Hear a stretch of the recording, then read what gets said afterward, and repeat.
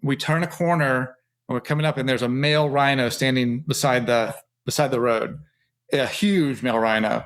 And the driver, instead of driving up and stopping like away from it, he kind of pulled up in front of it and stopped.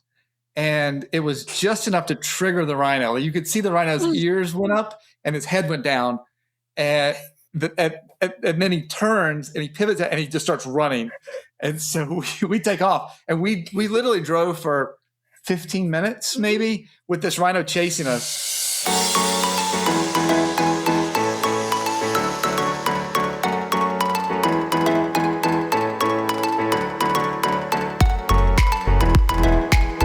Welcome back, everybody, to this week's live episode of the DCL Duo podcast, brought to you by Nope, we're not revealing it yet. We got one more week. Yep, we're not going to do it. Brought to you by the DCL magazine, Brian. Yes, brought to you by our friends over at the DCL magazine. That's right. They sponsor our bonus and live shows. So do you want to send some love over to DCL magazine?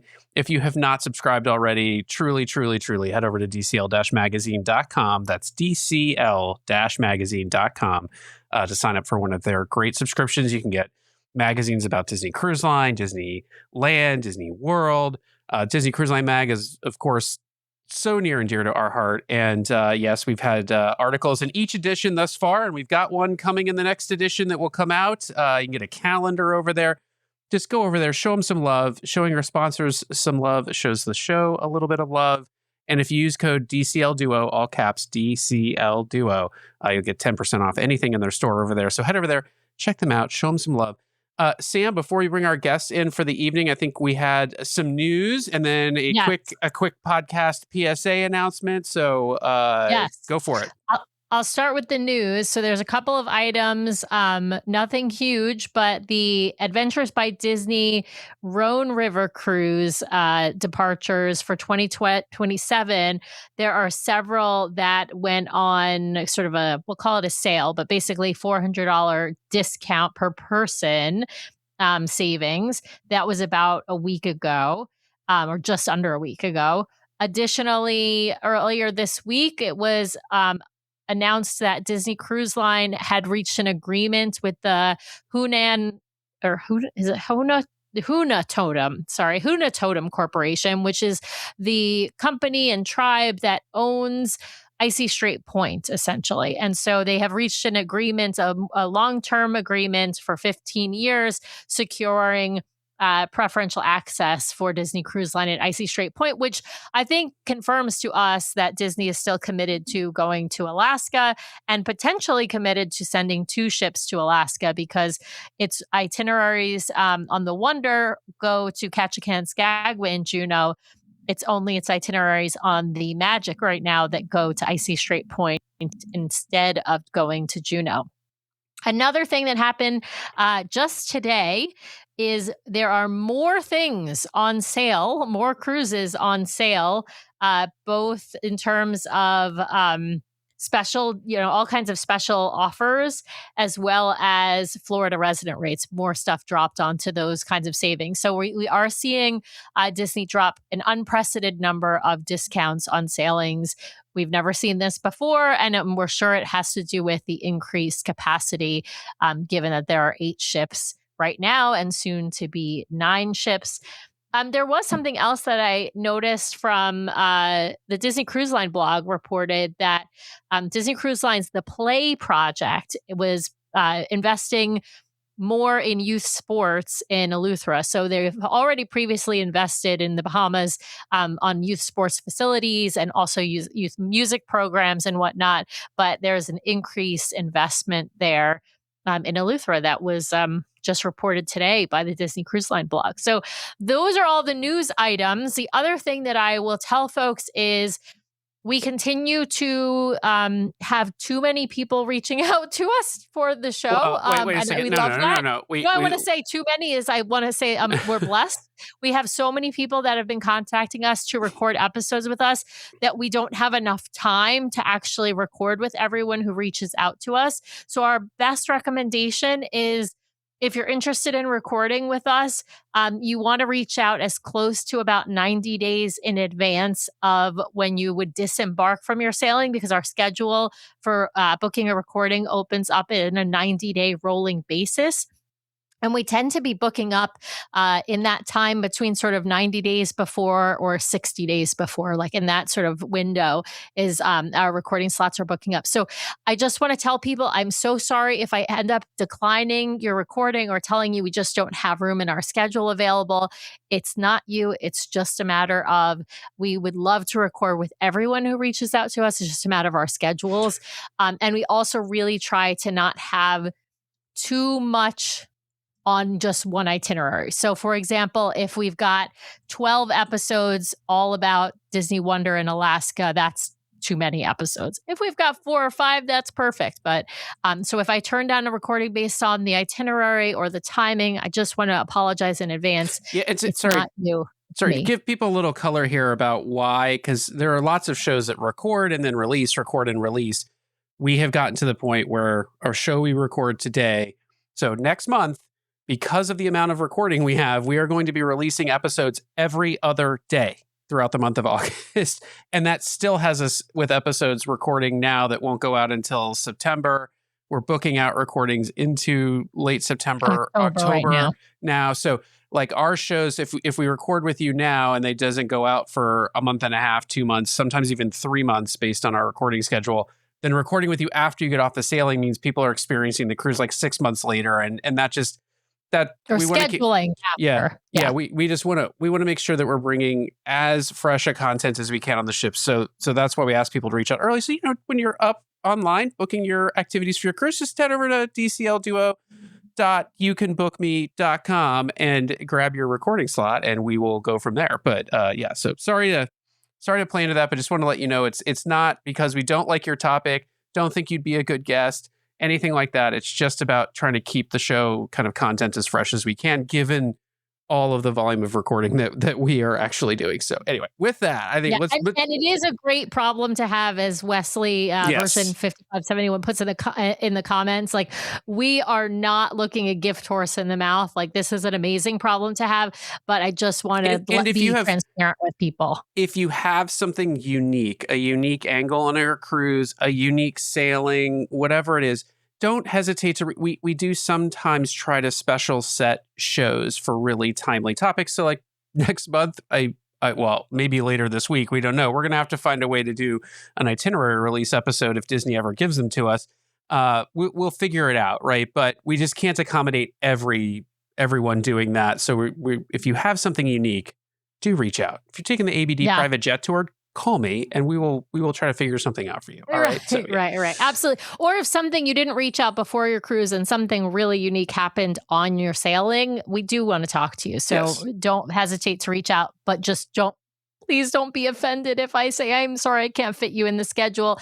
And to Ed's point, yes, people are lining up to get judged by me in my rapid fire. It's crazy. We could do some sort of job share program. Maybe those people can just come live with you for a week, and then they can experience the same thing, just in a different setting. No, I'm kidding. I'm kidding. All right. Let's and adopt me if you're doing the private jet tour, just like Nathan Novak says in the comments. If you're doing the private jet tour, feel free to adopt me and bring me along. Yes. All right, Sam, let's introduce our guests. We are bringing in the full Norton clan this evening to start the show. So we've got Ashley, Daniel, Catherine. Welcome back, guys. It's so great to see you all. And we are so excited to talk about South Africa. I think we're kicking off the show tonight. So Daniel and Catherine are going to be with us for a little bit, and then we're going to get the full lowdown from Ashley. She has a presentation. But while we have Daniel and Catherine here, we want to hear some of their favorites off of the trip. So as we go through the trip, you can keep those in mind. So Ashley, is there like a specific question we should ask to tee this up on your end, or just give us your top 3? What's the protocol here for you? Yeah, Catherine, I think you should go first. What was your favorite part of the trip and the game drives? One of my favorite part of the trips was during our first 2 game drives, we saw the Big 5, which is the hardest to kill animals. The lion, elephant, rhino, leopard, and Cape buffalo. And then on our last nighttime game drive, we saw a pack of wild painted dogs, and they were hunting for something. Oh my goodness. I got to say, I love these stuffy friends you brought to the show, Catherine. Tell the audience what they are, which animals they are. I mean, one of them you held up very prominently, but tell us what they are. This is Sparkle. She's a painted dog. And then Love her. this is Lily, and she's a leopard. And I got them at Kapama. Amazing. Nice. That's fantastic. All right. What were the other highlights from this trip, Catherine? I really liked the Cape of Good Hope hike, which was like a 10-minute hike up a mountain to like a lighthouse. And that was really fun. And I loved me and my friend at the first hotel. We played hide and seek a lot, which was really fun.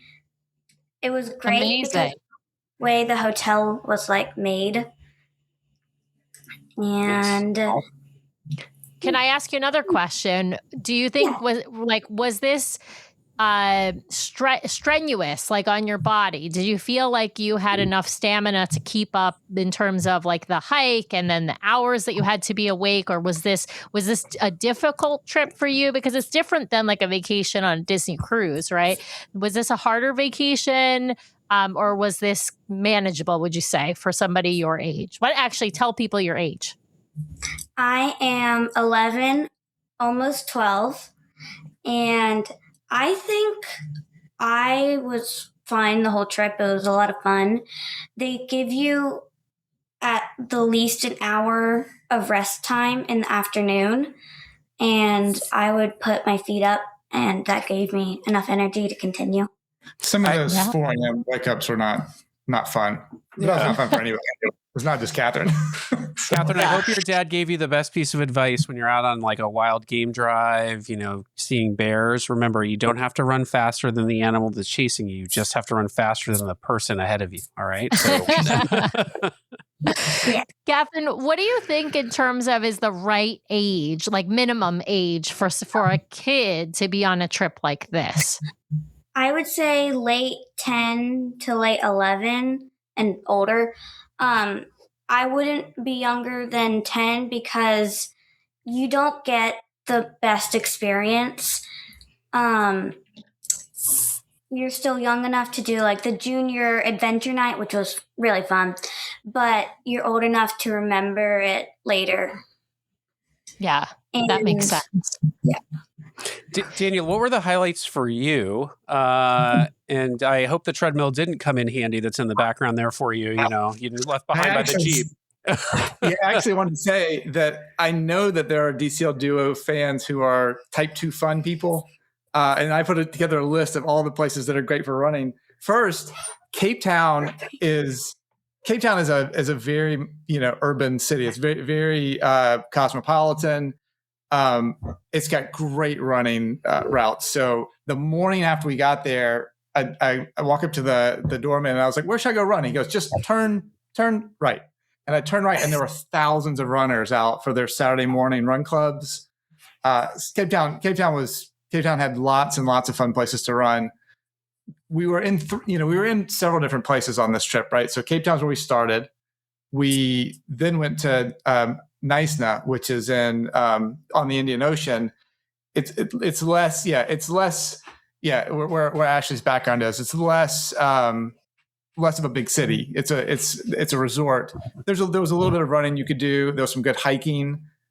Kapama, where the drives were, forget it. It's there's one treadmill in like an outdoor treadmill by a pool, and then there's it's set out with different buildings. And I kind of ran between them. So I did like a 2-mile route where I was just running around vehicles. I was running backstage, like back where all the the game drive people were hanging out and just trying to find places to run. I figured you would have used it as like a pace improvement exercise. Just leave me by the Jeep and I'll make it back to camp, you know? No, they said, yeah, you can run anywhere on property. You can't cross the gate. I was like, okay, that's fine. Hey, Catherine, Yeah, because they don't want you to be chased by a leopard or something. That's the pace improvement exercise right there. Catherine, there was a question that was directed for you at the chat, and so I want to give it to you, which is Tracy, our good friend and picky eater, says, "I'm sure you're a better foodie than I am, but how was the food, Catherine? Did you find things you like to eat?" I am a very picky eater, and my allergy did not help that much. But every place we went, there was food I liked, like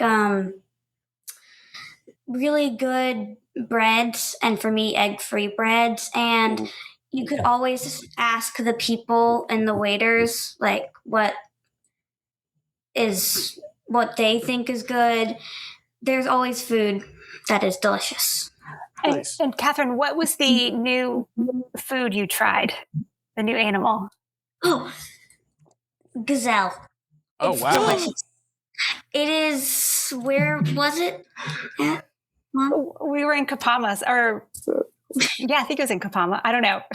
How You is ate this? gazelle. How is gazelle? Is it a gazelle steak? Is it like what? How do you? Yeah. It's like barbecue. Yeah, it was in like a really good sauce, and then it kind of looked like steak, and it was delicious. I love it. A South African barbecue is called a braai, and it's basically like all you would feel at home in North Carolina. Like it was very good, very very good sauces, really good meats, like pulled pork venison, if you will, pulled venison. Just always check your meat before you eat it, because I had undercooked chicken, and that did not no. Yeah, that's not good. That is not good at all. Yeah. What other highlights? What other highlights are we missing before we rewind and get into the details here? Well, speaking of running, Daniel, there's a really funny story about running with an animal running after us. So it did happen.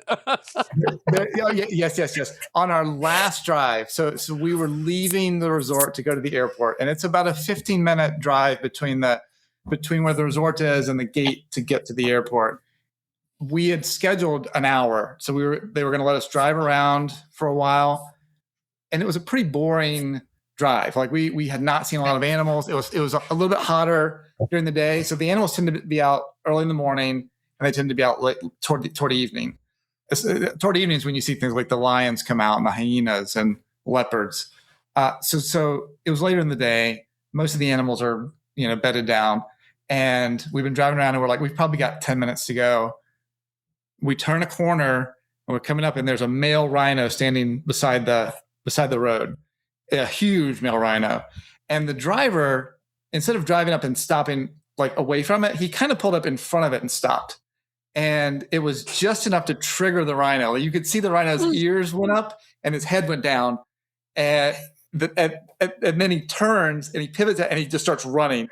And so we take off, and we literally drove for 15 minutes maybe with this rhino chasing us. And the guide even said, if he caught us, it would be really bad. Like he could lift this vehicle off the ground, but he at the same time he knew how to stay far enough ahead. And we're filming, we're turning around filming, and I'm like, there's a rhino behind us.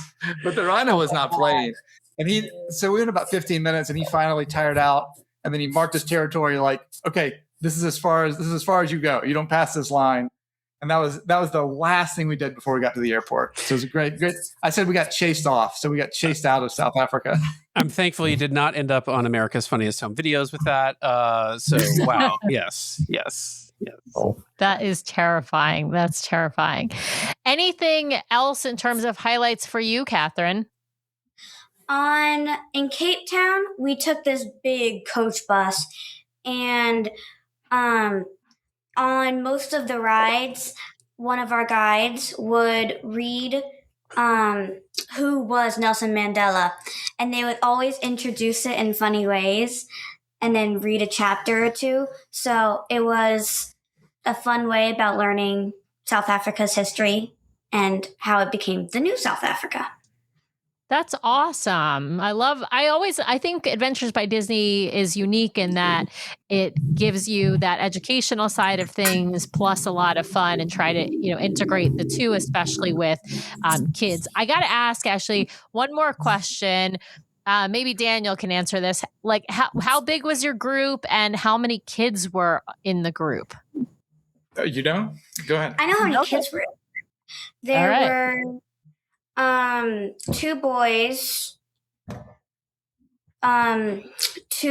me and a girl were about the same age, and then a few teens. All right, so small number. Yeah, I think in total it's 28 people, right? No. Actually, Yeah, we had 28 adventures, and 14 of which were kids, and that went up to through college age. And then we had among 7 families, and we had no grandparents. This was not a 3-generation trip, which they said was pretty unique, which meant we were really active and we could do multiple hikes. And we efficiently got through adventures. And so, and 2 adventure guides, right? Do you have 2 or more? Plus 2 adventure guides. Yes. Okay. Yes. And is 28 like a full capacity tour, or did they say it was? Yeah. No, I think so. I was talking to one of the guests, and it was locked down, I think around at 25 people. And then somebody dropped out, and she was able to add her family of 3. So that's about the size of the trip, give or take a few people based on family size. Well, Daniel, Catherine, you want to go ahead? You got one more thing to say? You can close this out here. And at Naisna and at Kapama, at the spas, there's like a time day where I got my nail, like a mani-pedi at Kapama. I got light pink glitter and purple. And then at at Kapama, I got a massage, which felt great. Oh my God. So you get to get pampered too. I know you've got downtime in the middle of the day. That's awesome. I love that. That's what a great way to spend your downtime. Well, Daniel, Catherine, we're going to say thank you to the 2 of you and say goodbye.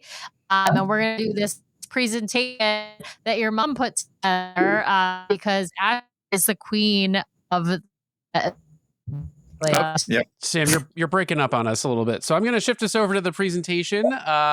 Thank you, Daniel and Catherine. We'll talk to you again soon, we hope. And Ashley, as we switch views over here, you have titled this interestingly. Is this the ultimate Disney adventure or a logistics marathon? Interested to hear how that plays out.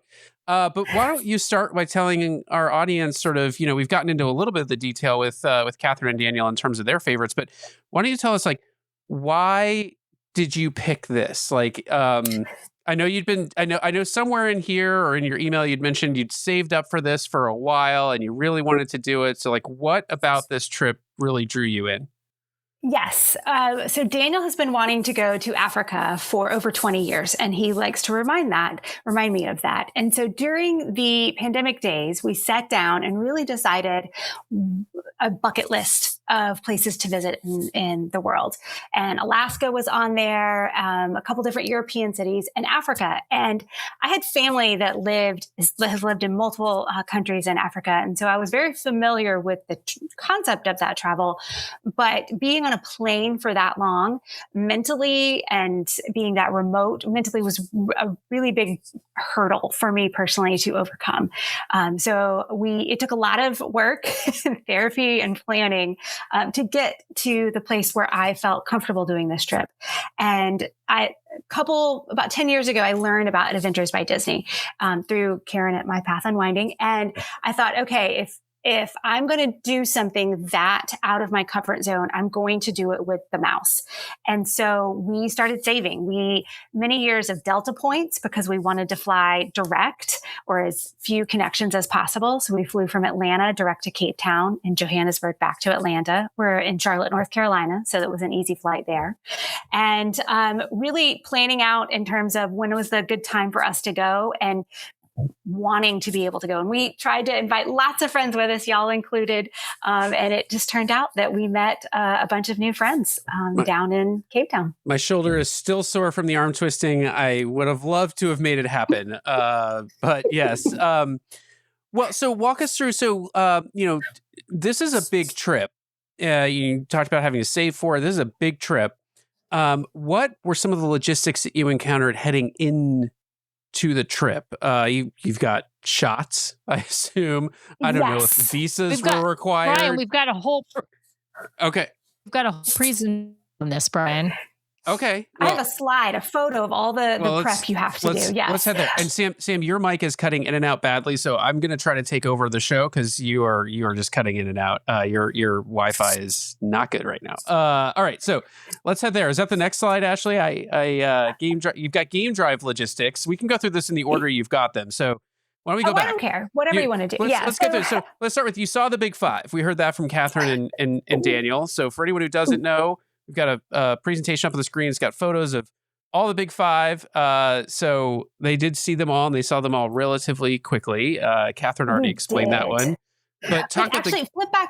Yeah, flip back one. I just want to point out, to me, seeing is believing. And this picture in the bottom with the elephants, how you can see two different Jeeps. And this is our guide, Mike, in front of us taking a photo. And the elephant herd just walks through the Jeeps. It doesn't care. They're so used to seeing, this is a private game reserve. It's, I think, 30,000 acres or some crazy large amount next to Kruger National Park. And animals love walking on these paths that the Jeeps have created. And you'll see the lions there, the Cape buffalo. And so it was just amazing that you would be driving for an hour and see nothing. And then bam, 30 Cape Town buffalo or Cape buffalo, or an entire group of baby elephants walking by. So it was just magical in that way. The hippos are hard to see. They're always in the water. And it's really hard to tell what's in one of these top photos, which is a leopard eating an impala. It was a fresh kill. We came up around the corner and you could hear the bones crunching of this leopard eating this impala. It was literally wild and very just wild. We did not see. Yeah. Who is sitting on the front of the Jeep? Because I don't want their job. Like for those listening to you after the fact, there was actually like a seat bolted. What looks to be like where a headlight with the left headlight would be. Yes. And there's someone sitting in that seat on the hood of the Jeep. So who is that? Well, her name's Bianca, and she is the tracker. And so she is looking literally at the footprints to find the animals, how fresh those prints are, the poop. We learn a lot about poop and track and poop. And then she also will use the light at night. And so one of these photos is it's actually a mama rhino and the baby's on the other side of it. And we needed those headlights and the spotting light to make sure we didn't run over animals that were sleeping in the path when we were driving back to the resort at night. And we hit those brakes hard when we came around that corner and saw that rhino sleeping. And then that big rhino is the one that chased us. And that's him running after us. Yeah, he looks fairly not happy. Ed's asking in the chat, this is a great question, because you're going on this experience for a game drive. You're going to take lots of photos. So did you drag along a special camera, or did you just use your phones? And I'm curious, ABD is always running around taking photos too. So did you, at the end of the trip, maybe not to spoil it, did you get access to a bunch of like game photos and stuff? Yeah, actually. And so this Mike is taking photos and videos as well. And everything you'll see in this presentation is from our iPhones. It was great. You did not have to zoom in. Let me tell you, none of this is zoomed. Well, maybe the water photo, but not very much. And we had some people that had the really fancy DSLRs. One guy had a drone. He did not use it at Kapama, but he had a drone to film things on the hike. And so we all put our best photos in. Not only did ABD take a ton of photos and give us access to those to download, but then the adventurers, we had a Google Drive and we put our best photos there. And so we have photos of the male lion and the hyenas with blood on their face, and and we have the baby lion cubs. We didn't personally see those, but others on our trip did. Oh, and so we've shifted slides over to the game drive logistics, and now I can see the function of the person sitting on the hood with the spotlight. But walk us through. So you've got you called this game drive logistics. So what were some of the logistics involved here, Ashley? Yes. And so this is the Jeep that you ride in. And so it's just a Toyota Jeep. And then it's stadium seating. So it's 3 rows of seating, 3 seats apiece. And your game drives are typically around 4 to 8 people. And they want to keep the families together. So we rode with the same family the whole time, because if we didn't see elephants, and we didn't for a couple of days, they would take us to really go find where the elephants like to hang out. So that way everybody got to experience hopefully all of the animals. The guy that's standing there with Daniel, Daniel looks like he now works at Kapama because he bought so much of the gear, and he loved, this is our driver. His name is Respect, and he has been working there for over 15 years and just knew a wealth of knowledge about all the animals. And during the game drives, there is an evening and a morning one. You're waking up at about 5 o'clock for the morning drive, depending on sunrise. And you're out from about 4 to 6:30 for the evening drive. It sunset pretty early in their summer. And you had a break about halfway through. And the guides would set up a little table, and you would have coffee and hot chocolate in the morning with some snacks. And then this is a photo of the wine. There's so much wine in South Africa, and waters and sodas. And this is what they call, there's dried mango, but the middle picture is baboon fingers. And I'm using air quotes here because it's just jerky, but they called it baboon fingers, and always something salty like a popcorn. And nice. So, but you're so close to the animals. That is what I did not comprehend until I went on this trip. So you have Catherine just sitting in the Jeep, and there's a zebra, kind of next to her. And especially with the wild dogs, when they were running around, there was a pack of maybe 5 to 7 of them, and they don't live in Kapama in that game drive. They come in and out because the animals, in theory, can come in and out. And they were looking for something and just running right through the Jeep. It was really neat. And then the last photo is a buff. And I have my ABD buff that they gave us because it gets really dusty. So even if it's hot, cold, freezing, or just feeling great, you're going to need to cover up from the dust because you come back and you're just kind of covered. And that last male giraffe that you see there, he welcomed us to the resort. Essentially, we came around, we're about to enter the resort, and he's just standing there basically saying, "Welcome, come on in." And remind the folks out there, how long was this trip? How many days was it? Yeah, this trip is 10 days, 9 nights, and you spend 5 days in Cape Town. Well, we spent almost a week because we went early, and 2 nights in Knysna, which is the second city, and then 4 days, 3 nights in Kapama. Okay. I will reserve my other logistics questions until we get to that slide in case they're not answered. But just want to set the table with that. Okay, so pre-ABD, so this is what we were talking about a second ago. So walk us through what you had to do to get ready to go. And I'll preview for you. My one logistics question is, how did you pack for this trip? Did you pack with the intention of finding a place to do some laundry along the way, especially now knowing that you were getting dusty every day? Or did you just, we're packing what we need and no laundry being done? So walk us through the logistics. All of the above. So this slide is really to let you know you need to arrive early. We came in 3 nights early. So we actually left on July 2nd, arrived July 3rd. And so 3 nights early. And it was important because there were a bunch of storms. It's the summer. And the folks coming from Newark, because Newark also has a direct flight from the States, were all delayed over a day. Some people flew through London, some through Amsterdam, but you really need to come in early because it's a long flight to recover from. And then when you get to the airport, customs is about 2 hours, and that seems pretty typical, we heard. Yeah. So it's a very long flight. You've been on a 14-hour flight, and you arrive about 8 o'clock at night their time, and that's a really long line. So seeing that ABD sign to welcome you and drive you to your hotel was wonderful. We also, because we got there a few days early, like I said, Daniel goes for runs. We went to several different markets at the V&A waterfront. We went to this Kirrenbosch, I think it's called, the national botanical gardens, the aquarium. So we just really hung out with a couple of the families that it's very obvious when you're at the hotel who's on Adventures by Disney because we are raring to go and everybody has probably some Disney thing on. Like I had a cruise shirt, right? And Catherine's got her ears on. So did you book the ABD provided, or that the ABD provided? Did you book the ABD hotel for your pre-stay, and how was it? Yes. Yes. Kaylee, our travel agent, booked that for us. They say that you're guaranteed 2 nights before if you're in the same hotel and same room. But I think with Africa, because this trip runs so frequently and they have 2 trips running at the same time, just a couple days staggered. So I felt like a good third of this hotel is just devoted to ABD. And it's the Cape Town Radisson, and it was fine. It was good.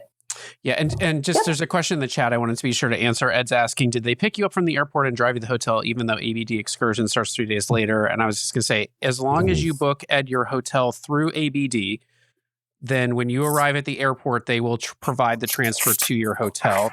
If you book the same hotel as ABD but not through ABD, no transfer. And if you book a different hotel than one of the ABD hotels, no transfer. So we just experienced that as well on our river cruise. Yeah. And you have to give them all of your flight details, and that way they know where to pick you up and when to pick you up. And you might get information as to where the meeting point is if it's not otherwise obvious. Yeah. Yeah. go ahead, Ashley. Yeah. Sorry. We did not get texted from our driver. I was a little concerned. I was actually texting Kaylee in line saying, we haven't heard from our driver, but he was there. So just trust the process. The orange sign will be there. Sorry, for those of you watching home, I was waving goodbye. I can see Daniel and Catherine, and they were hanging up. They were watching in the green room area, and so I was waving to them. I wasn't trying to wave frantically for an emergency. Were there any visas that you needed to get to South Africa, or was it all just pretty seamless from that standpoint? So it's kind of like flying to the UK now. You need to tell the country you're coming, basically. They call it a visa, the South African something. And Delta Airlines wouldn't let you check in without completing that. It was required 24 hours in advance. And that's new as of this summer.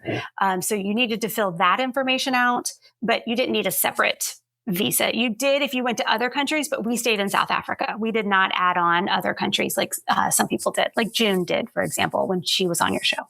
Yeah. Anything else from sorry, I might have missed the packing question as I was monitoring the chat. So how did you pack for this trip? There's a slide for there's that, a full Ryan. slide for packing. Okay. Yeah, there's a slide for, and then Karen is helpfully noting in the chat that it's different for land versus river for pickup. So if you're land, even if you booked the hotel independently, they will do the transfer, which we didn't know because we've only done a river cruise. So for river cruise, if you've booked the ABD hotel through ABD, then they will do the transfer. For land, it sounds like they will do the transfer either way, as long as they have all your information. All right. Ashley, all right. Logistics. So yes, that's my middle name. While you're on this trip, you're going to be in Jeeps, planes, boats, and buses. And so talking about packing, you need to pack as light as possible, which was a real challenge for me. And so I love the picture here with the Jeep on the lower left at Kapama Airport, because that's baggage claim and ground transportation. It's just a bunch of luggage on a sidewalk. And they throw it into a Jeep and you are on your way. Very small airport. We talked about a coach bus. Catherine mentioned that. And you can see the junior adventurers playing on the coach bus, a game on an iPad. Or we had a big flight delay, one of the 3 internal flights that you take. And this is the one that we had to wake up at 4:30 in the morning for the flight. And they're playing Uno. We had a great driver named Naveen, and he drives the coach bus for practically all of the ABDs we heard. And he spotted baboons on the side of the road during one of the drives. And so we stopped and looked at the family of baboons hanging out. So the planes are really small. And then the last point on airports and logistics is just that you fly into Cape Town, you fly out of Johannesburg. And the Johannesburg airport is madness and very poor signage. And Craig, one of the guides, the local guide, actually walked everyone through where their gate is, where their check-in is, windows, how early you can check in. This is the restaurant to eat in beforehand. I mean, it really was a white glove service. And one of the ABD differences, I think, it was very, very helpful. So I just wanted to point that out. And now, Brian, we can get to packing. All right. I really want to know. Inquiring minds here. It is a question that everybody asks. It's a really important part of the whole process. So is the bottom middle photo here all of your luggage? Yes. Okay. So you are allowed one checked bag. It's a great question. So, and I scoured the internet looking for the luggage that would fit, because we just saw that tiny plane that we fly on, right? Where it's like 4 steps and you're just in the plane. And so some of the planes are commercials and one of them is private, or chartered, I should say. And you're going to dress just like an Alaskan cruise, like an onion in layers, right? And so you have, I have my notes. We had sunnies 60 degrees and we had chilly 40 degrees. We had rain on a hike up to Table Mountain and this hike at Good Hope. And then we were in Kapama, and the photo here is a dry riverbed because it stops raining in April and doesn't start again until late October. So you are dressing for everything. And you are allowed one checked bag, 44 pounds max. So we had the away large and medium checked bags. And then you can have one carry-on, and your typical away carry-on bag that everybody I think has these days, that is too big. That cannot be your carry-on. It is too big. And so we had the smaller versions of those. So 2 small rollers, and we each had a bag. And then we had our book bags. So your touring style book bags that you would, just regular book bags that you would have. And that is it. And we had to fit it all. The carry-ons, by the way, had to be less than 15 pounds. And sometimes they weigh the luggage and you pay extra. That's carry-on, nothing. 15-pound carry-on. Yeah. No, it is nothing. And then 44 pounds for your checked bag. Now, they did not weigh any of our luggage. We were prepared for it. And yes, I brought back wine. So mine was more than 15 pounds on that last flight. But they didn't charge anybody extra on our adventure. And I think that was because the flight itself was not full. Wait, my mind is racing a little bit here from the standpoint of how did you fit all of your clothes for this trip and still bring back? Because I'm looking at this going, there's like zero room for souvenirs in these bags. You're re-wearing everything is what you're saying, except underwear, maybe. Everything is athleisure. You're wearing, because you don't need anything nice. You need 2 pairs of shoes, sneakers, and hiking shoes. And that is it. I mean, flip-flops for the spa, I guess. But that is it. You don't need dresses, button-downs. Everything is athleisure. So we wore all those long sleeve Disney shirts and that you never get to wear. And we had things that we did do laundry. Okay. Once in Cape Town. And every hotel does laundry, but it's going to be hundreds of dollars to get a few things sent out. And we knew that. So we asked our guide where we should do laundry in Cape Town, because again, you're there for about 4 or 5 days. And we did it at What the Fluff in the Victoria V&A waterfront. We walked our laundry bag down. It just looked like a duffel. And they did 2 loads of laundry for $30 and delivered it back to the hotel.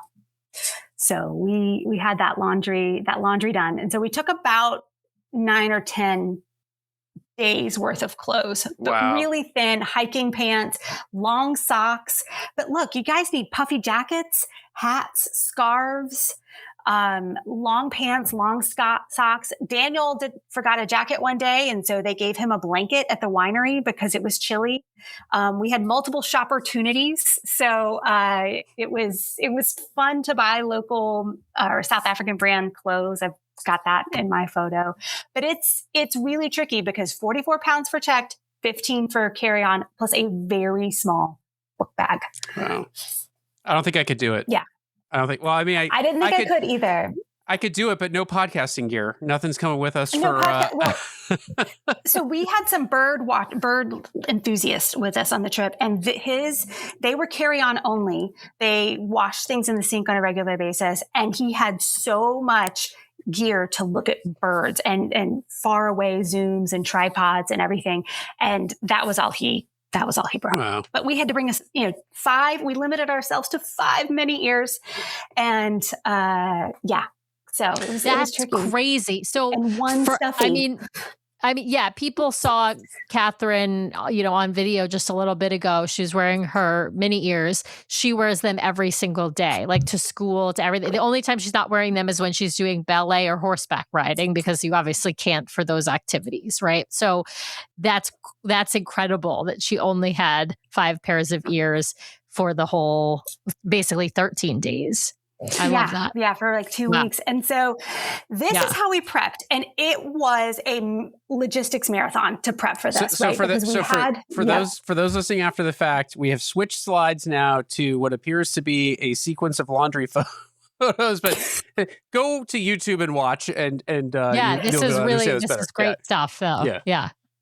So we went to a travel vaccine clinic or a travel clinic, right? And so this started 16 months out, because while we're up to date with all of our vaccines and healthy people here, we needed to get 2 rounds of hepatitis A 6 months in advance and typhoid.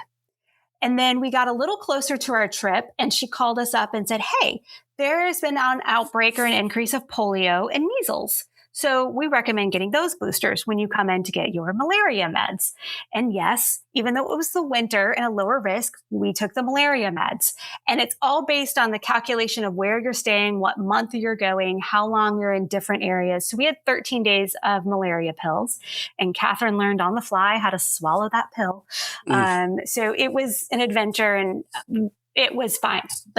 It was fine. And not everybody on our trip did that, I can tell from just chatting. But we had to decide months in advance what we were going to wear. So, and the number of outfits to make sure we had the right combination of clothes for the weather. Then the travel clinic gave us, we purchased 4 bottles of this spray that you can see in the photo. And it's Promethean. I think I'm saying that correctly. And we sprayed all of our clothes, everything except for pajamas and underwear. Every single piece of our clothes had to be sprayed and dried outside. And so we had to do this on non-rainy days, and it's humid in the South. And so we had to spray all our clothes, all of our socks. You can see all these long pairs of socks here, our luggage, all of our outerwear, and it had to dry, and then we packed it. So we sprayed it with that. And let me tell you, folks, this stuff's amazing. I'm spraying all of Catherine's sleepaway camp with this bug spray. It lasts for 6 weeks or about a dozen washes. And we used it when she did horse camp, not a single mosquito bite. So this stuff is magic. Sam, I hope you're taking notes. I already got the name of this. I have to buy it. I know it's more expensive on Amazon, though, than if you get it through one of these travel, doctor clinics. Mm-hmm. But I need to find where to get it locally. But I know that's what I'm gonna do that from now on whenever we're traveling anywhere where I know there's a lot of mosquitoes. And it works for flies, these tsetse flies that eat through your clothes in Africa, and ticks as well. So I think this is just going to become a normal summer thing for us, especially when we go hiking. But it was a process. It took 3 weekends to get through our clothes. And once we decided what to wear, that was it. There was a cutoff on what we were packing. Also in this photo, you're going to see the travel meds that we received from the travel clinic. Everything that you would need in single packages for any sort of GI issues or your common problems. Some people on the trip brought antibiotics in case they got sick, all sorts of medicine. We took 4 bottles, but did not need 4 bottles of bug spray because anytime we were outside, your skin needed to be sprayed when you were outside, especially in Kapama. But because it was so cool, we just were covered up a lot. So we didn't need as much, but it's not DEET. The mosquitoes there are resistant to DEET. So again, it's something else. It's called Dr. Benz or something. It's this orange stuff. I don't know. It smelled fine. So we used that because one day we were in tank tops doing yoga in Kapama. And so we did use the bug spray. We also took these capsules. It's called GI Assist or Assure GI that we got from the travel clinic. And it's something like a prebiotic. Anytime we ate meat, we took one of those capsules first, or any food that wasn't, say, bread and cheese. We would eat these capsules because everything is very different there in terms of the microbiome, apparently. Everyone on our trip had a day of GI distress. Catherine, you heard, got hers from some chicken. Daniel got hers from some spare rib. But luckily, it was at the beginning of the trip. And so our core memory is going to be watching live stream Magic Kingdom fireworks on July 4th, which would have been 3 a.m. our time. And because we were all having some fun in the middle of the night at the hotel. And so that's why I have a photo of applesauce and rice cakes and ginger ale, because everybody was eating that at some point during the trip. Because the water, you can't drink the water. Because it has, not that the water's dirty, but because apparently it takes about 6 months for the gut to just get used to the water. Some of the hotels we stayed at had filters. The water in Cape Town all comes from a single source. And so it's cleaner. But after we got sick, we didn't have fevers or anything, but after we had, our night of fun, we did not. Your GI issues, yeah. Our GI issues, yeah. And so we brushed our teeth with some of the water.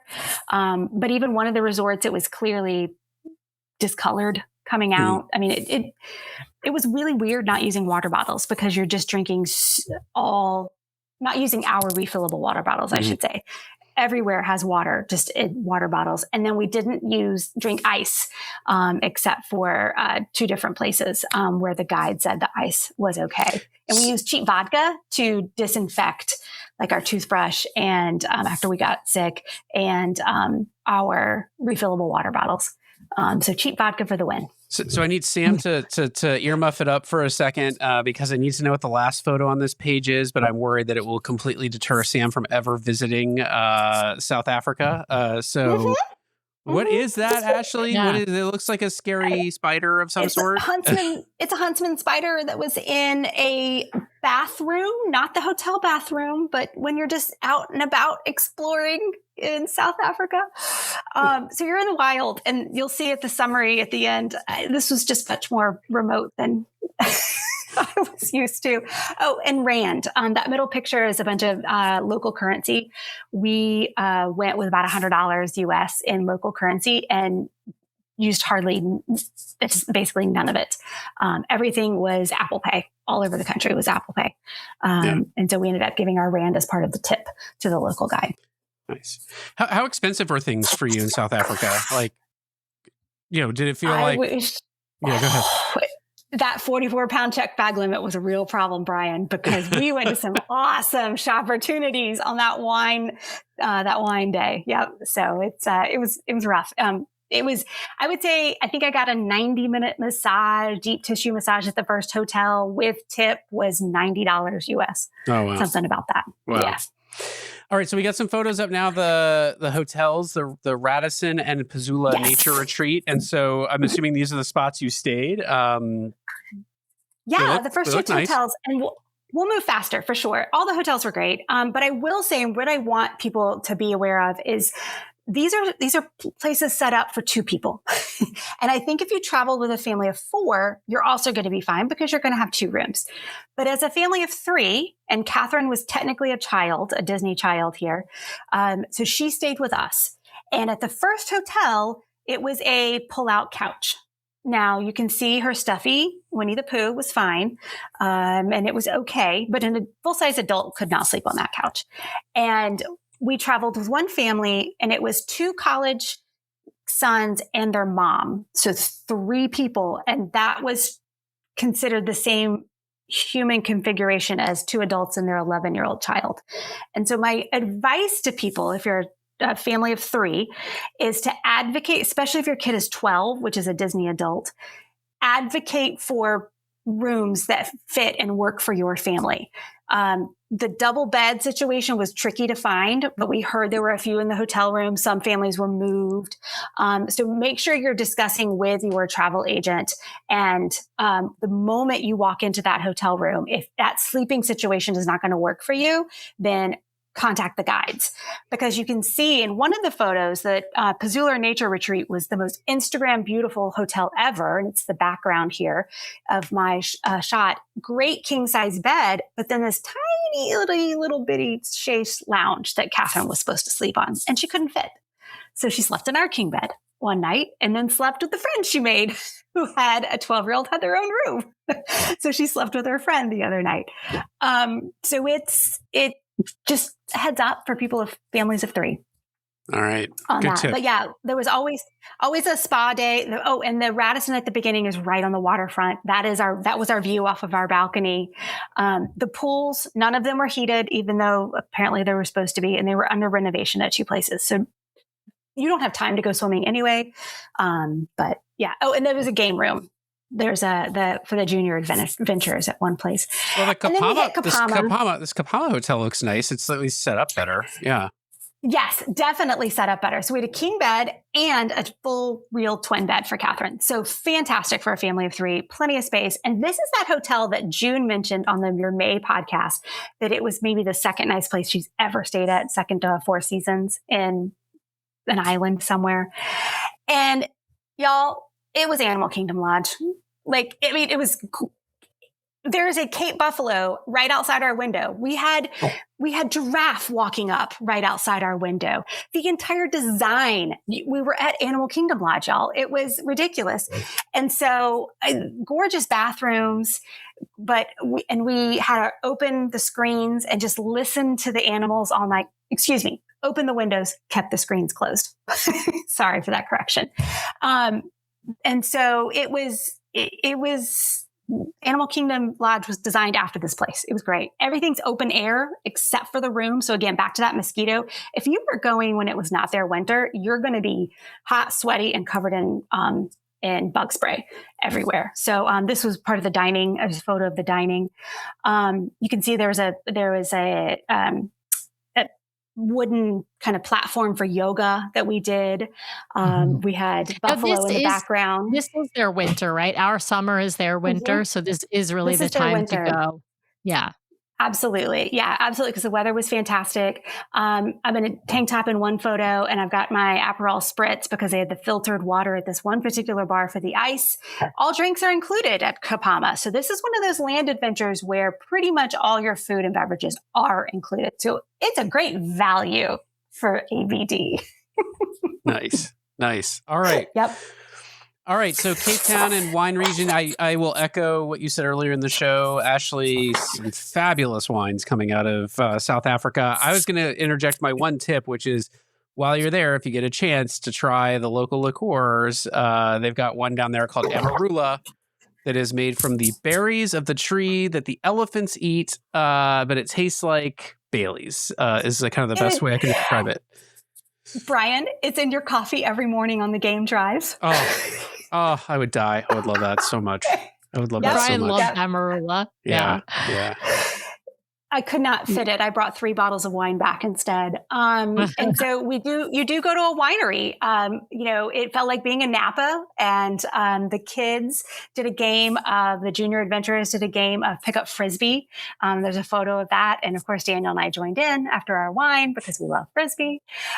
We went up Table Mountain. So Table Mountain's a really big natural wonder of the world. And that's one of the photos. And so you take a cable car up. We went to a District 5 museum, and where we learned about apartheid. And this gentleman in the photo grew up and was relocated during apartheid, and he talked from that firsthand perspective about what it was like and meeting Nelson Mandela, and how the city is still dealing with that messy part of history. We also met when we were at the winery. We had, and I have the book here that's in the photo. It's called Doing Life with Mandela, My Prisoner, My Friend. And that was actually Nelson Mandela's jailer, Christo Brand. And so he came in and gave a talk to all of us. We were in tears just listening to how he was able to bring in Nelson Mandela's grandchild to meet them once, and how he was there for 26 years. It was just incredibly moving to hear and to learn all this information. And then Boulder Beach is where the penguins are. and they live there naturally. And this is what got me to book this trip, was the fact that I was going to see penguins in the wild. And the guides, Mike, said, hey, you only need about 20 minutes to watch penguins, and then you've seen them. It's like, guy, you're crazy. I could have stayed there all day just watching these penguins, the little babies nesting, the moms feeding them, like regurgitating the food, the ones that are the teenagers that are blue and losing their feathers. And you're up on platforms. So it's all natural. They're not caged or restricted or anything. And they march out of the water, just like that movie, March of Penguins. So yeah, it was great. Nice. All right. Yep. Let's keep going. We've got, wait, how do we say that word? The K is silent. It's so Naisna. Naisna. And Kapama. So these Kapama. are, after you leave Cape Town, you get remote. And so when it comes to back at that packing tip, we took absolutely every medicine over the counter that you could possibly need. And because you're not finding them after you leave Cape Town. So that's, if you need it, you need to have it with you. And this is where we went to Monkeyland, which was a bunch of swinging bridges and lemurs and monkeys. And we went to Birds of Eden, which is a sanctuary for birds that have been caught up in the trade, or house pets. And there's a bird eating Daniel's ear. And that was weird. I'm just really not a bird and poop person. So that's probably my least favorite part of the trip. I just love it. These photos are Daniel with a snake, Daniel with a beard, Ashley with an axe. Usually it's Ashley with a glass of wine. Yeah. But yes. And so we learned archery. We had an afternoon of archery. These are those breaks. I use air quotes again for breaks during your day with ABD. You didn't have to come to the archery lesson, but then you were going to miss out on holding a snake. And so, yeah, I was much better at axe throwing, but there was spear throwing and blow torches, like blow darts. Spear thing. Blow darts. Thank you. Yeah. Yes. I was like, blow torches. Barbecue your own gazelle, I guess. Yeah. And there's two pictures from the hike that we did. So we took a boat across this bay, and that's where the Indian Ocean comes in. And so we got to touch the Indian Ocean, which was really special. And then there's this hike, and you didn't have to do the hike. Of course, all of us did. But usually if there's some people with limited mobility, they won't do the hike. Y'all, we have hiking sticks for a reason. It was 2 miles. I am at a loss for words, and we are quite athletic people. And it was up and down and on rocks. And so anyway, it was a very aggressive hike. You cannot have neck problems on this trip. You've got to be in good shape, good knees, to do a lot of these hikes, which is great. I mean, that's why you're there. But really, really neat things. And then a picture of the junior adventurers, because they made pizza one night and watched The Lion King, of course. Yeah. Ed is asking a question in the chat. Did the guests trade medications with each other if someone was missing something? I heard people offering. Yeah. Yes. Yeah. Because one of our guests went shark cage diving and had a scrape and needed some extra bandages and stuff. So yeah. Yeah. All right, so I've got photos of pudding, Malva pudding. It looks like, if I'm pronouncing that correctly. Yep. But yes, y'all love food. I'm coming with the food. Nice. And so Tracy, this is for you as well. We ate lots of Malva pudding. It apparently is the dessert that you eat everywhere. 8 different photos here, and it tasted different every time. And you're required to eat it. What is it? And it's like a cake, right? Usually it's like a bread pudding. So it's and a vanilla custard pastry cream thing, usually sometimes ice cream, sometimes fried dough balls. And then it's some sort of cake. Sometimes it was chocolate or caramel or spiced. Sometimes it was dry and not very good, but sometimes it was amazing and delicious. So it came 8 different ways, and we had it everywhere. So Wow. you're required to eat malva pudding. For folks who've been on Disney Cruise Line, like the word pudding typically means not. It doesn't mean like Jello pudding, like we think about in the States. It means more of like a cake type thing. So if you have like sticky date pudding, if you've had that on DCL, that's what we're talking about in terms of like texture. We're talking June's about actually a saying cake that. texture. June's saying malva pudding is sticky like toffee. sticky toffee pudding. Yeah. Pudding Right. is the generic term for dessert in the UK, pretty much. Right. Yeah. Okay, let's keep going. I'm So waiting more on food. I'm waiting on the gazelle barbecue pictures here. All right. I didn't know until the next day that she ate gazelle because you get divided up. Like we didn't always eat together, even at the same tables. And so there are a lot of neat food experiences. And this is where you really get to interact with the people of South Africa. So this is going to be my favorite part, other than the penguins. And so a lot of drumming experiences. There's a dinner at this called the Gold restaurant, where it's family style food with plates from all over the continent of Africa. And by the way, if anyone wants menus or more photos of food, I have a photo of everything. So just find me in the Facebook group. But we practiced drumming. We had this woman's barbecuing chicken, and we had bonfires. And so that's that brie that we talked about. We did face painting, like indigenous style face painting in that photo. Dancing. This is the farewell dinner. We had a performance of singing and dancing. It was fantastic. And then this woman in teal, she was in Cape Town, and this used to be her home. And Craig, our guide, he was the original cast member on this trip, 15, 16 years ago for ABD. And he knew about this restaurant. And it's Cape Malay food, which is a lot of African flavors meeting with curry Indian foods. And so you're basically eating in her home, and which is great. And then Brian, this guy's poured me some local Baileys in my coffee here. Nice. In the game drive photo. And then there's snacks. You are not ever going to be hungry on this entire trip. Are those so like come those look ready like to eat snacks. cheese doodles, knickknacks? Or they look like Yeah, they're they're kind of like cheese? Cheetos. Yeah. So it's a lot of local fun brands. And so you would think you were going to eat, say, a Lay's potato chip, and it was always slightly different, or a cheese puff. And but there are always snacks. And even if you mentioned, Catherine mentioned she's egg free, and we had a meal on one of the flights. And Craig, our guide, comes up and hands me a prepared thing from the hotel that morning that said no egg. And so they're always going to be feeding you. They had gluten-free snacks for the gluten-free folks on the trip.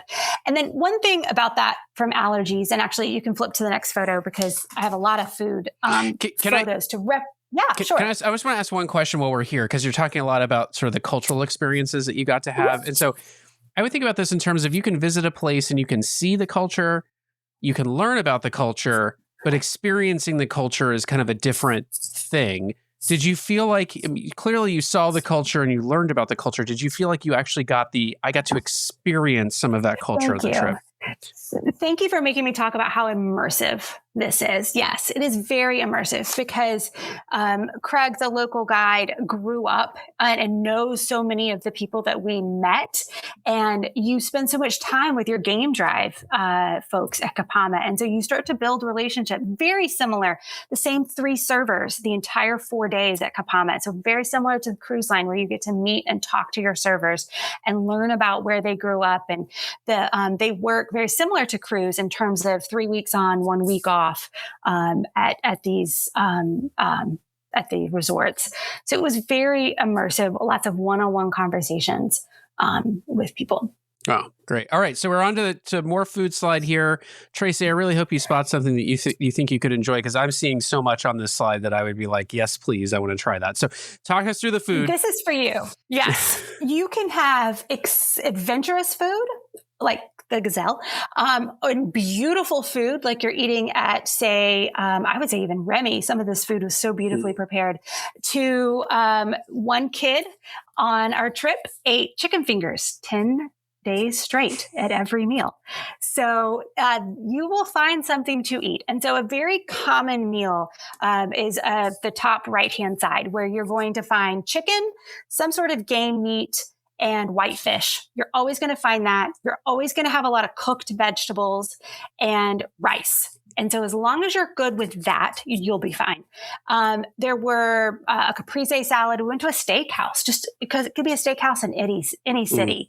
We went to seafood restaurants where you're having fish and chips. So a lot of familiar food. The bottom left corner is your typical breakfast. So every single breakfast, except for one, which is that lovely boxed lunch there at 4:30 in the morning.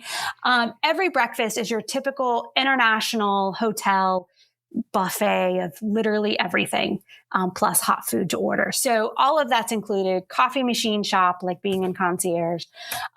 You're going to find a lot of pizzas. We had pizza a good bit at Kapama. So that was a really relatable food. Burgers, you want to make sure everything's cooked, well done, and cut it open. This beautifully prepared 2 dishes Daniel and I did not eat because we did not want to risk it, let's just say. Yeah.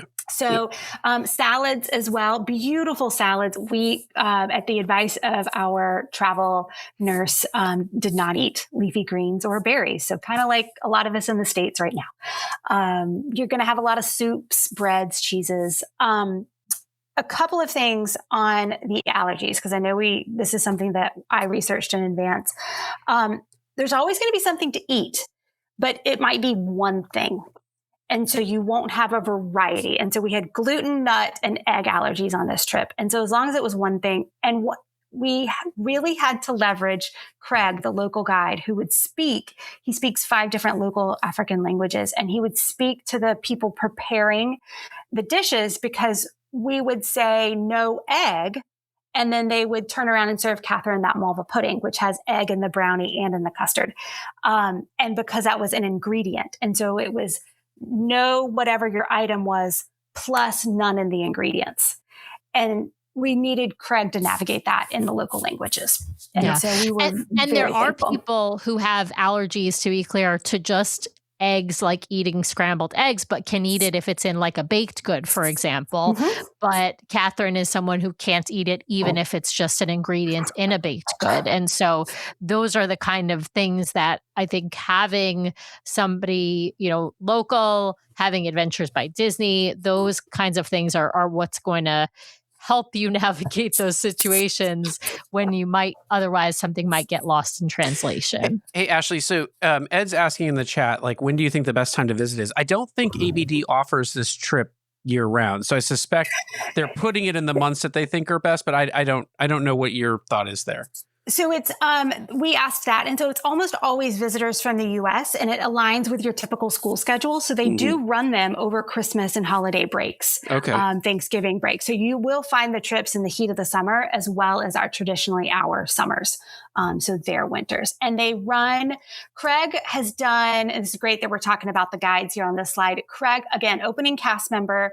He designed this tour, a good bit of this tour, and the changes. And this was his 97th tour.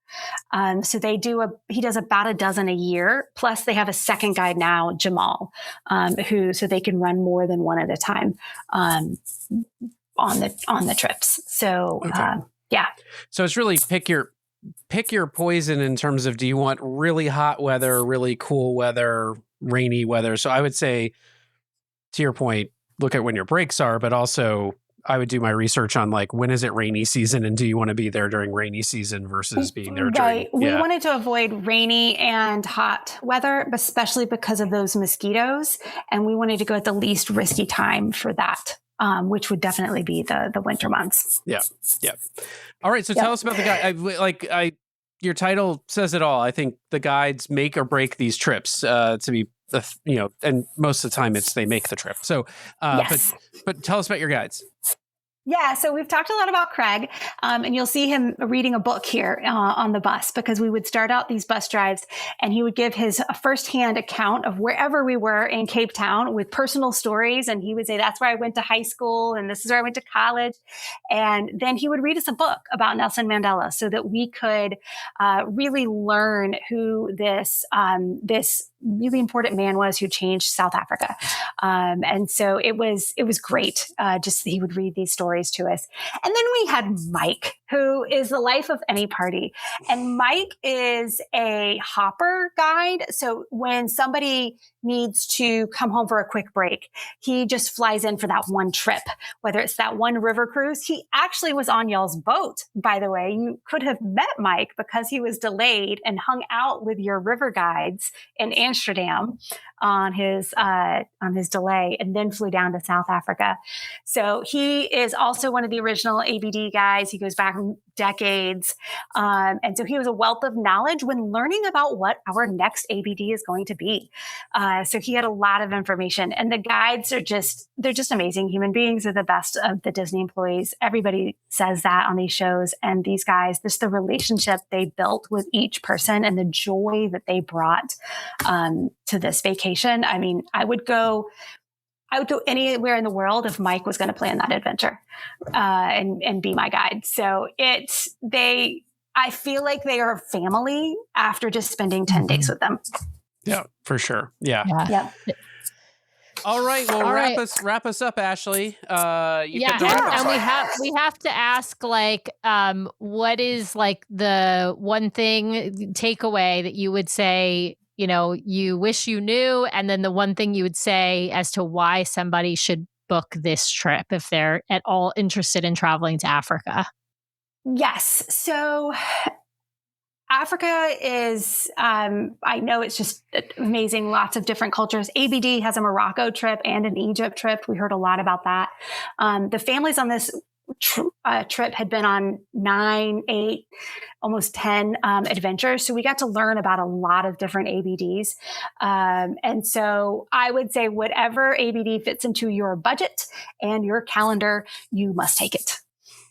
Because I did the SoCal adventure and that was great. But now I really understand why people are diehard ABD fans going on a land adventure, especially something as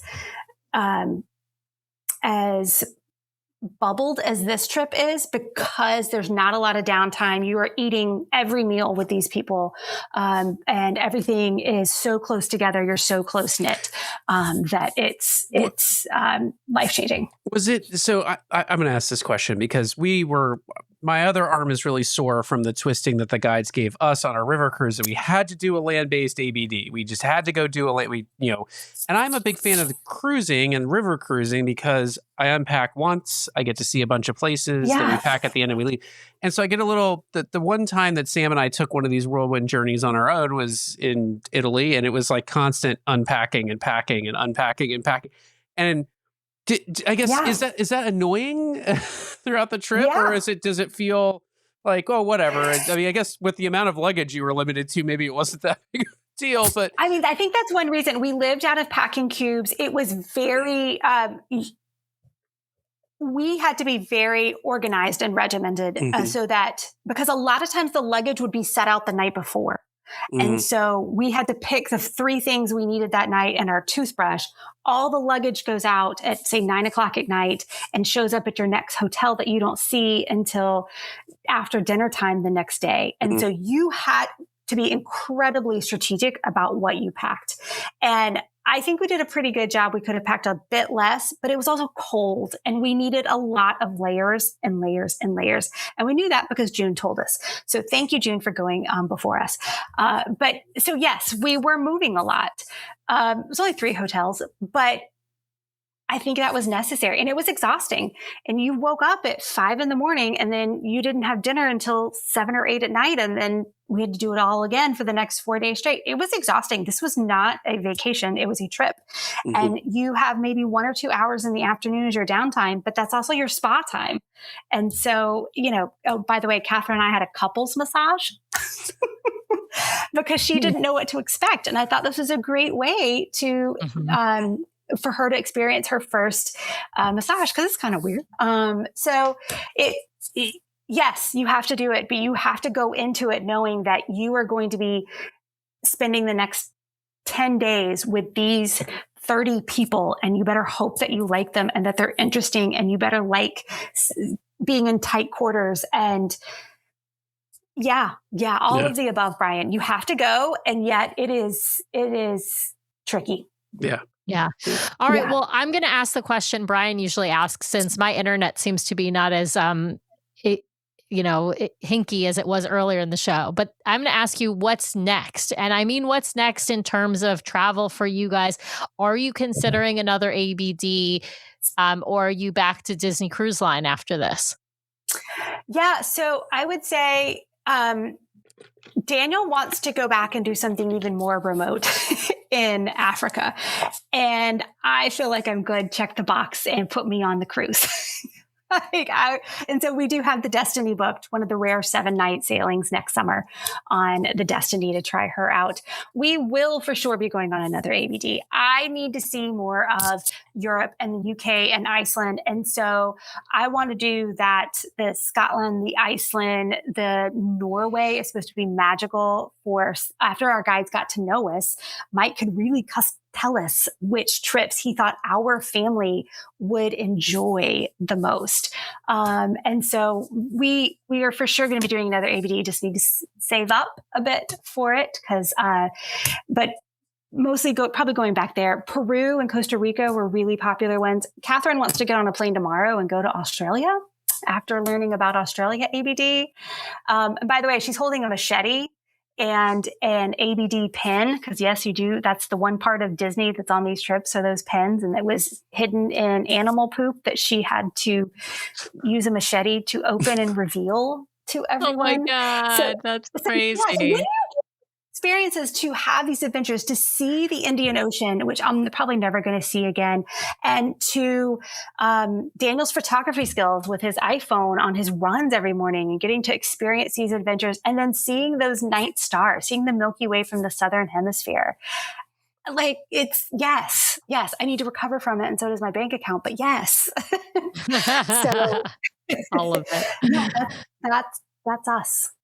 Nice. It sounds amazing, Ashley. Despite that scary looking bug, I still want to do this at some point. I just don't. We just have to figure out when. You can get over your fears by holding a tarantula and a scorpion. No, thank you. And I won't hold that snake. I won't hold that snake either. So that's. I want to do Morocco. I want to do Egypt. Like, I want to go see those places. So many. There's so many places to go. All right. Well, we'll say thank you to Ashley. We've got to tell our audience what is coming next, because we actually have another show already scheduled, a live show scheduled for this Friday. So we will be back on Friday live. It will be an hour earlier. So we will be at 7:30 p.m. Eastern, 4:30 p.m. Pacific, with Kevin from Dads Love Disney. We're going to talk to him about dadding on Disney Cruise Line. He's an amazing content creator and, of course, a dad. And we're going to talk just all things Disney Cruise Line, what he loves about it, and the best things for dads on Disney Cruise Line. We will be back. Yep. Go ahead, Sam. We will be back again on Monday, next Monday, at our normal time for our normal live show. We'll be there at 8:30 p.m. Eastern, 5:30 p.m. Pacific. We are going to have with us Emily and Scott from We Do Travel Right, and we will be talking about their vow renewal on the Disney Wish, which is happening later this week. They're going to be, I think it's on Wednesday, their vow renewal ceremony. But yeah, they're sailing the Disney Wish and they're celebrating a vow renewal. So we're going to be talking about getting married or remarried, to your already spouse on board a Disney cruise. It'll be a fun let's get together type episode. Yes, and some surprises along the way. We promise. So with that, Ashley, thank you for joining us. Catherine, Daniel, if you're out there still watching, I don't know if it's past Catherine's bedtime yet, but if you're out there still watching, thanks for joining us. Thank you to all of you out there for hanging in with us on this sort of more extended episode. And we will be back. We will see you soon, but we will just say for now, see you later. See you Friday. Thanks. fun. Well, thanks to everyone out there for listening this week. We really, really appreciate it. Be sure to subscribe to the podcast so you can keep getting great content from us every week. In fact, twice a week we publish shows. So be sure to hit the subscribe button to get all of those great episodes. And if you want to watch us live, we have a live show now every week, Monday nights, 5:30 p.m. Pacific, 8:30 p.m. Eastern over on youtube.com/DCL Duo. So be sure to head over and check that out. If you want to help support the show, be sure to hit those 5 stars on Apple Podcasts. And if you leave us a written review, a 5-star written review, we will read it at the top of one of our main episodes. So please head over there and hit those 5 stars. If you've got questions or you'd like to connect with us, the best way to do that is to head over to DCLDuo.com. It's got links to all of our things, full catalog of the podcast episodes, including a searchable catalog for the podcast, links off to our vlog, a link to our Etsy store where we sell some fun fan-inspired magnets, link to our Patreon if you'd like to help directly support the show each and every month. Just head over to the website or patreon.com/DCLDuo. Also has a way for you to sign up for our Substack newsletter that we're hoping to start really pumping out monthly here at least, and a few blog articles that we've written. So DCLDuo.com is the best way to connect with us. You can also, of course, email us at info@DCLDuo.com or reach out to us on our voicemail line at 402-413-5590. That's 402-413-5590. The DCL Duo podcast is not affiliated with Disney Cruise Line, the Disney Company, or the Disney family of theme parks. The views expressed on the show are solely those of the individuals on the podcast and in no way reflect the views of the Disney Company or Disney Cruise Line. If you have questions about a Disney cruise or a Disney vacation, please contact the great folks over at My Path Unwinding Travel or Disney directly or your own travel agent. Thanks again for listening, and we'll see you next time for another fabulous adventure with the DCL Duo. Good night.